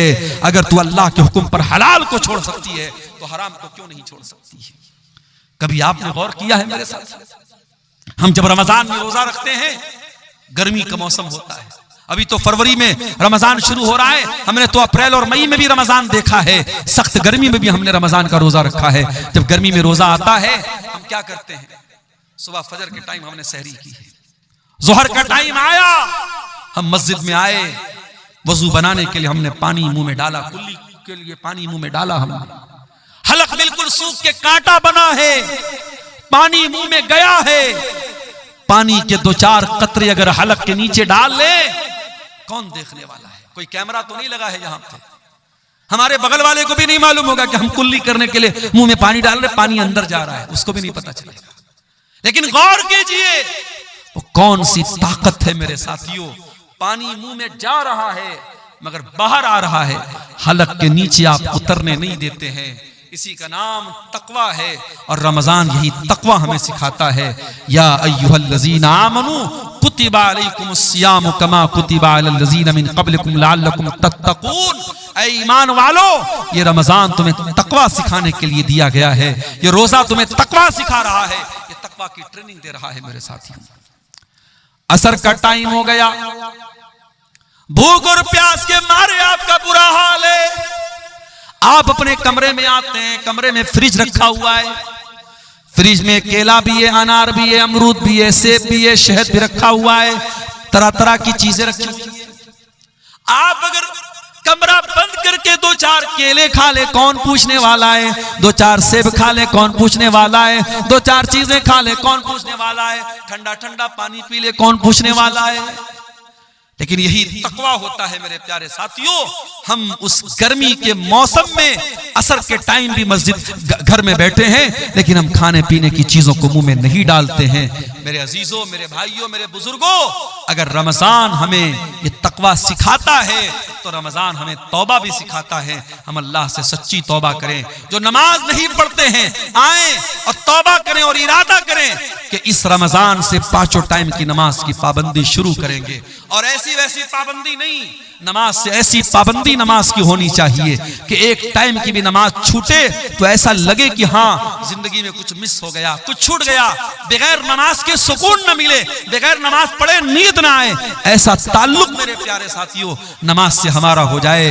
और कोशिश ये कीजिए कि रमजान में 5 टाइम की नमाज जमात से पढ़िए, बिला मजबूरी की आप जमात मत छोड़िए। और अजान की आवाज सुनते ही सारा काम बंद, सारी चीजों को पेंडिंग में डाल दीजिए, पहले मस्जिद में आइए और कोशिश कीजिए कि हर नमाज में आप वक्त के पहले मस्जिद में पहुंच जाएं, ताकि जब इमाम अल्लाहु अकबर कह करके नमाज शुरू करे, जब पहली तकबीर हो तो आप पहली तकबीर में शामिल हो जाएं। अल्लाह के प्यारे नबी फरमाते हैं, लौ यअलमुन नासु मा फिन निदाई वस्सफ़िल अव्वल, अगर लोगों को पता चल जाए कि इकामत में शामिल होने का क्या सवाब है और पहली सफ में शामिल होने का क्या सवाब है, तो लोगों को अगर पर्ची डाल के आना पड़े और कुरान अंदाजी करके आना पड़े तो पर्ची डाल करके आएंगे, मगर पहली सफ में जगह पाएंगे। मेरे प्यारे साथियों, रमजान में एक टाइम की नमाज भी न छूटनी पाए, ये हम कोशिश करें। और हम ये भी कोशिश करें कि रमजान की रातें, दिन में तो हम भूखे प्यासे रहते हैं और रात में बैठ करके मोबाइल पर कोई फिल्में देख रहा है, कोई गाने सुन रहा है, कोई चैटिंग कर रहा है, वो हालात हमारे साथ नहीं होने चाहिए। रमजान की रातों को भी हम बचा करके रखें। और खास तौर से जब रमजान का आखिरी अशरा आ जाए, जिसमें ताक रातों में हमें शब कद्र को तलाश करने का हुक्म है। आखिरी अशरे के बारे में हजरत आयशा कहती हैं, जब रमजान का आखिरी अशरा आता था, अल्लाह के नबी पूरी पूरी रात जागते थे, अपने घर वालों को जगाते थे और कमर कस लेते थे। हमारे यहाँ उल्टी बात है, आखिरी अशरा आता है, कोई मार्केटिंग कर रहा है, कोई बीवी का कपड़ा देखने के लिए मार्केट जा रहा है, औरतें मेकअप का सामान लेने के लिए बाजार जा रही हैं। अल्लाह के वास्ते आखिरी अशरे को शॉपिंग का अशरा मत बनाओ, उसे खरीदारी का अशरा न बनाओ। मेरे प्यारे साथियों, आखिरी अशरे में कोशिश करो कि हम ज्यादातर अपना टाइम इबादत में गुजारें। और इसीलिए एतिकाफ जैसी इबादत को आखिरी अशरे में सुन्नत करार दिया गया, ताकि आखिरी अशरे में हम अल्लाह को राजी करें। मेरे प्यारे साथियों, सूरह ज़ुमर की वो आयत हमें दावत दे रही है, या इबादियल्लज़ीना अस्रफू अला अनफुसिहिम, ऐ मेरे बंदो, अगर तुमने गुनाह कर करके अपनी जानों पर जुल्म किया है, आओ ला तक़नतू मिर रहमतिल्लाह, तुम अल्लाह की रहमत से मायूस मत हो। इन्नल्लाह यग़फ़िरुज़्ज़ुनूब जमीआ, अल्लाह तुम्हारे सारे पापों को, सारे गुनाहों को माफ कर देगा। इन्नहु हुवल गफूरुर रहीम, अल्लाह बहुत बख्शने वाला, रहम करने वाला है। मेरे अजीजों, ये चंद सवालात हमारे सामने आए हैं, जल्दी जल्दी इनका जवाब भी देख लेते हैं। रोजे की फजीलत पर कहा गया है कि कुछ बयान कर दीजिए। मेरे प्यारे साथियों, रोजे की इससे बढ़ के क्या फजीलत होगी कि जन्नत के 8 दरवाजे हैं और जन्नत के 8 दरवाजे में एक दरवाजा जिसका नाम बाबुर रैयान है, वो खास रोजेदार के लिए। और ये भी याद रखिए, रोजा एक सीक्रेट इबादत है। हम जब रोजा रखते हैं, हम हकीकत में रोजा है कि नहीं ये सिर्फ हम जानते हैं, हमारा अल्लाह जानता है।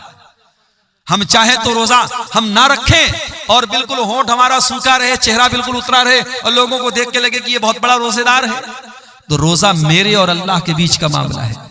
इसीलिए अल्लाह के नबी फरमाते, अल्लाह ताला कहता है, अस्सौमु ली व अना अजज़ी बिही, तमाम नेकियों का सवाब मैं 10 गुना से लेकर के 700 गुना तक देता हूं, मगर रोजे का सवाब क्या दूंगा मैं अभी क्लियर नहीं कर रहा हूं, क्योंकि बंदा रोजा मेरे लिए रखता है। यदौ तामहु व शराबहु व शहवतहु मिन अजली, बंदा मेरे लिए खाना छोड़ता है, पानी छोड़ता है, बीवी हलाल है, बीवी के पास नहीं जाता है। जब मेरा बंदा मेरे लिए अपनी हलाल चीजों को छोड़ रहा है तो मैं क्या बदला दूंगा, मैं अभी क्लियर नहीं करूंगा। ये आखिरत में पता चलेगा, ये कयामत के दिन पता चलेगा कि रोजे का बदला क्या मिलेगा। तो रोजा एक ऐसा अमल है मेरे प्यारे साथियों जिसका सवाब अल्लाह ताला ने सीक्रेट रखा है। इसलिए हमें और आपको रोजा हर हाल में रखना है। और ये भी याद रखिए, लड़कियां अगर बड़ी हो गई हैं, और लड़की कब बालिग होती है इस्लाम में? जब लड़कियों को पीरियड आने लगे। जब लड़की को पीरियड आने लगा तो शरीयत की नजर में वो बालिग है। अब आप उसको कंपलसरी रोजा रखवाइए। कुछ लोग 15-15 साल की लड़कियां हो जाती हैं और वो स्कूल जा रही है, कहते रहे मौलवी साहब हमारी लड़की तो अभी छोटी है, स्कूल जा रही है, उससे रोजा तोड़वा देते, रोजा नहीं रखते हैं। हराम है ये। अगर आपकी बेटी को, अगर वो शरीयत की नजर में बालिग हो चुकी है, वो स्कूल जा रही है, कॉलेज जा रही है, कुछ भी, ये अल्लाह ताला के बहाना नहीं चलेगा, उसको रोजा रखना पड़ेगा मेरे साथियों। रोजा माफ नहीं होगा।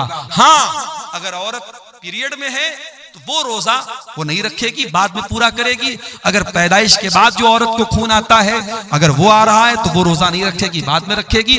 औरत अगर प्रेग्नेंट है और रोजा रखने से बच्चे को नुकसान है तो वो रोजा नहीं रखेगी, उस रोजे की बाद में वो कज़ा करेगी। अगर बच्चे को दूध पिला रही है औरत, और अगर उस हालत में वो बच्चे को दूध पिला रही है, अगर उस हालत में रोजा रखेगी तो उसकी सेहत को नुकसान हो रहा है, तो वो उस रोजे की कज़ा बाद में करेगी। लेकिन बाकी आप बिला किसी उज्र के, मजबूरी के अगर आप रोजा छोड़ते हैं तो ये जायज नहीं है। कुतिबा अलैकुमुस्सियाम, अल्लाह ने रोजे को फर्ज करार दिया है। उसके बाद एक सवाल ये आया है, गैर मुस्लिम से चंदा लेना कैसा है, ये जानने के बावजूद कि वो सूद ब्याज का काम करता है। देखिए, अगर गैर मुस्लिम सूद और ब्याज का काम करता है और वही उसका ज्यादातर धंधा उसी चीज का है, उसका बड़ा कारोबार वही है, तो ऐसे गैर मुस्लिम से आपको चंदा नहीं लेना चाहिए, ना मस्जिद में ना मदरसे में। और साफ बोल दीजिए कि भाई देखिए हमारे यहाँ सूद और ब्याज हराम है और आपका कारोबार सूद और ब्याज का है, हम आपसे चंदा नहीं ले सकते। वो नाराज हो जाए मगर उसे चंदा मत लीजिए। लेकिन अगर कोई गैर मुस्लिम ऐसा है जो ज्यादातर कारोबार उसका तो जायज चीजों का है, लेकिन चूंकि वो गैर मुस्लिम है, वो इस्लाम को तो नहीं मानता है, और कुछ चीजों का वो हराम का भी कारोबार करता है, लेकिन मेजर हिस्सा, बड़ा हिस्सा उसके कारोबार का हलाल है, तो उसका चंदा आप ले सकते हैं। मस्जिद में भी ले सकते हैं, मदरसे में भी ले सकते हैं। क्यों ले सकते हैं? अल्लाह के नबी के दौर में जो खाने काबा था, उस खाने काबा को मुशरिकीन ने अपने पैसे से बनाया था और मुशरिकीन ने हलाल पैसे से बनाया था। उन्होंने तय किया तो हम हराम पैसा नहीं लगाएंगे। तो जब अल्लाह के नबी ने खाने काबा को फतह किया, तो अगर उनके चंदे और उनके पैसे से बना हुआ काबा सही न होता तो अल्लाह के नबी उस इमारत को तोड़वा देते, मगर आपने उसको बरकरार रखा। और नबी के दौर में गैर मुस्लिमों से जो अल्लाह के नबी के जो ताल्लुकात थे, उसमें भी कहीं हमको ये चीज नहीं मिलती है कि आपने उनके साथ खाने पीने को मना किया हो, या उनसे लेन देन को मना किया हो, या उनके तोहफे तहफ़ को लेने से मना किया हो आपने। हाँ, जहां मजहबी मामला आ जाएगा, उनके किसी मजहबी त्यौहार में हम शामिल नहीं होंगे, किसी शिरकिया त्यौहार में शामिल नहीं होंगे, और किसी शिरकिया त्यौहार में मिलने वाला कोई सामान है उसमें हम शामिल नहीं होंगे। वल्लाहु आलम बिस्सवाब।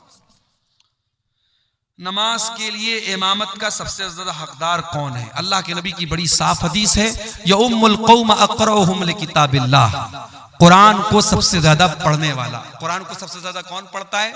जो हाफिज कुरान होता है। तो अगर कोई हाफिज कुरान है, वो इमामत का सबसे ज्यादा हकदार है।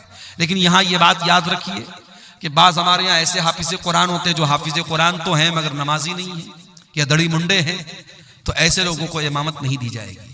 अगर वो हाफिज है और साथ में दीनदार है, मुत्तकी है और नमाज के मसले मसाइल जानता है, तो वो ज्यादा हकदार है। और उसके बाद सेकंड नंबर पे कौन है? अअलमुहुम बिस्सुन्नह, सुन्नत का जानकार। हाफिज कुरान के बाद दूसरे नंबर पे सुन्नत का जानकार यानी आलिम दीन, वो ज्यादा हकदार है। अगर आलिम दीन भी बहुत सारे लोग हैं तो अल्लाह के नबी ने फरमाया कि उनमें फिर सबसे ज्यादा जो उम्रदार, जो सबसे ज्यादा बाउमर है, मुअम्मर है, मालिय 3-4 उलमा है, तो जो उसमें सीनियर है उसको इमामत के लिए आगे बढ़ाया जाएगा। तो ये पूरी तरतीब हदीसों में बयान की गई। एक कब्र को दूसरी जगह ट्रांसफर करने का सही तरीका क्या है? देखिए, एक कब्र को दूसरी जगह ट्रांसफर करने का सही तरीका यही है कि जहां पे कब्र है, अगर हमको कन्फर्म मालूम है कि यहां पे कब्र है, तो उस कब्र में जो भी मुर्दे के बकियात हैं, उसकी हड्डियां वगैरह हैं, उनको एहतियात के साथ और एहतराम के साथ उनको वहां से उठा करके दूसरी जगह मुंतकिल किया जाएगा। अब उसमें कोई इस तरीके का जिक्र नहीं है हदीसों में कि हम बाकायदा अलग से कफन ला करके कफन में रखेंगे। आप नॉर्मली भी उसको उठा करके दूसरी जगह दफन कर सकते हैं, लेकिन हाँ किसी हड्डी वगैरह को तोड़ने की इजाजत नहीं है। उस कब्र में जो भी लाश के बकियात हैं उनकी बेहुरमती और तौहीन करने की इजाजत नहीं है। और बहुत इमरजेंसी केस में ही एक कब्र को दूसरी जगह मुंतकिल किया जाएगा, बिला वजह ऐसा करना ठीक नहीं है। वल्लाहु आलम बिस्सवाब। तो ये चंद सवालात थे। अल्लाह ताला से दुआ है रब्बुल आलमीन हम सबको नेक अमल अच्छी समझ की तौफीक अता फरमाए। इलाल आलमीन हमें सच्ची तौबा की तौफीक दे। आने वाले रमजान को हमारी जिंदगी का बेहतरीन रमजान बना दे। हाँ। अच्छा अच्छा, माशाअल्लाह माशाअल्लाह। जयपुर के कुछ हमारे नौजवान साथी जो यही के वो लोग जयपुर में जाके रहते हैं, माशाअल्लाह। अच्छा, रूस वाले हैं, ये रूस से आया है। अच्छा अच्छा, यहाँ के कुछ नौजवान रूस में काम करते हैं माशाअल्लाह। उन्होंने तकरीबन 37,000 रुपये ऑनलाइन भेजे हैं इस मदरसे